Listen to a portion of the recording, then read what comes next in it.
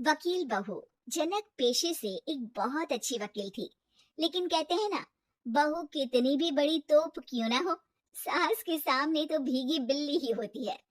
अरे जनक, क्या बात है? आज रोटी नहीं मिली अभी तक।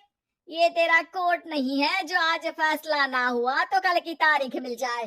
रोटी तो रोज वक्त में चाहिए। हाँ माँ जी, रोटी तो कब की बन गई। मैंने आपको कहा तो खाना खाने के लिए, आपने शायद सुना नहीं होगा।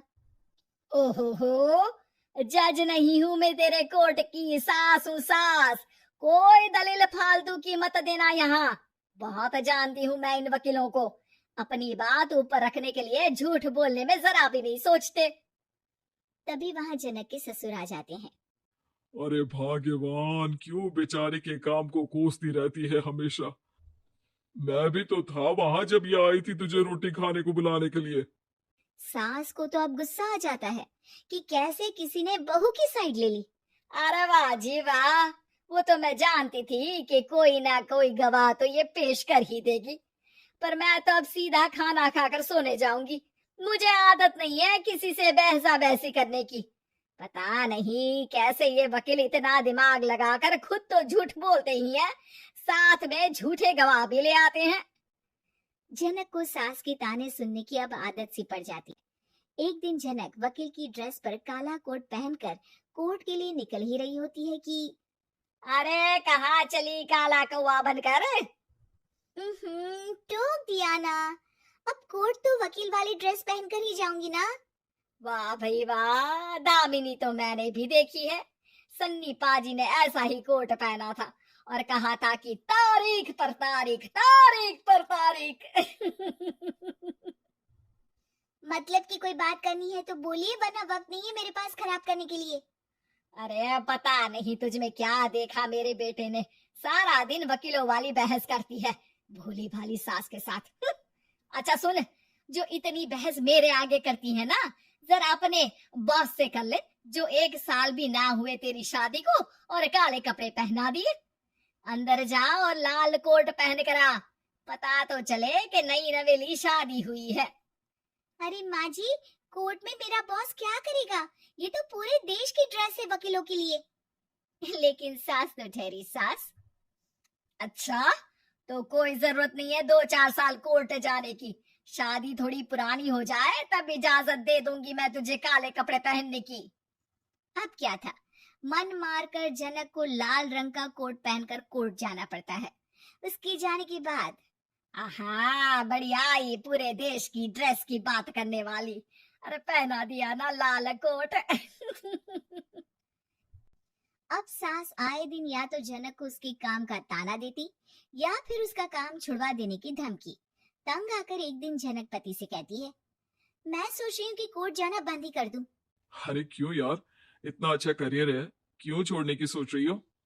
अरे लाल रंग का कोट पहनकर जाना पड़ता है। हर बात पर सास ताना देती है कि वकील तेज होते हैं, सवाल जवाब करते हैं, झूठी दलीलें देते हैं। अरे तो ठीक है ना, वो जो कहती है अपनी समझ से कहती है, लेकिन तुमको तो पता है ना कि सच्चाई क्या है। जनक को पति की बात से हौसला मिलता है कि तभी घर पर कुछ लोग आ जाते हैं। अरे आइए आइए पंच साहब, कैसे आना हुआ? अरे भाई साहब, सुना है कि आपकी बहू वकील है। तभी वहां सास आ जाती है। हाँ है तो, लेकिन क्या हुआ, फिर कहीं बहस कराई क्या? अरे हम तो खुद दुखी है उसके व्यवहार से। अरे भाभी जी, आपको तो पूरा मोहल्ला जानता है कि आप कितना बोलती है। फिर हम यहाँ बहू रानी की कोई शिकायत नहीं, बल्कि अपनी परेशानी लेकर आए हैं। ससुर जी खुश हो जाते हैं। हाँ हाँ, मैं भी बहू को बुलाता हूँ। जनक वहां आती है, सबको नमस्ते करके बैठ जाती है। बहू रानी, हमारे गांव में बड़ी मुसीबत आ गई है। अब तो पूरे गांव की जिम्मेदारी मानो तुम्हारे कंधों पर है। अरे ना ना, इससे तो घर की जिम्मेदारी पूरी नहीं होती, ये गांव की जिम्मेदारी क्या लेगी?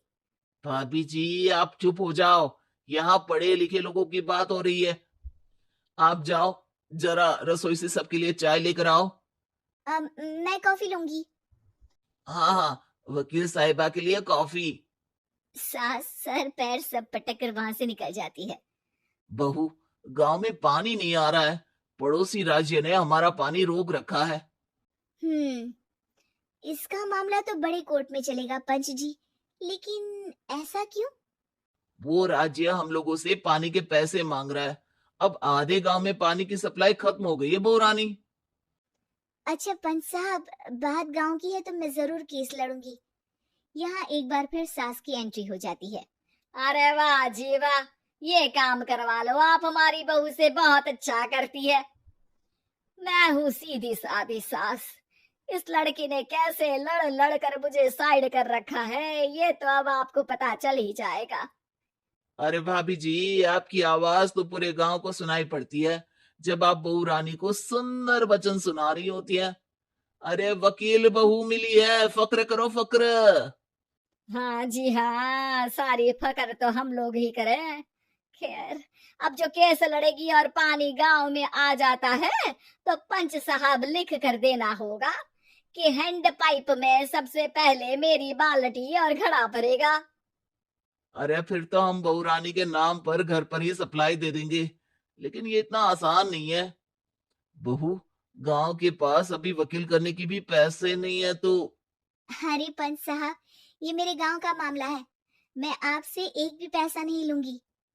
सास को बहू की बात पर गुस्सा आ जाता है, लेकिन सबकी जाने के बाद झनक मन लगाकर गांव की परेशानियों को दूर करने में लग जाती है। और वो दिन भी आता है कि झनक केस जीत जाती है।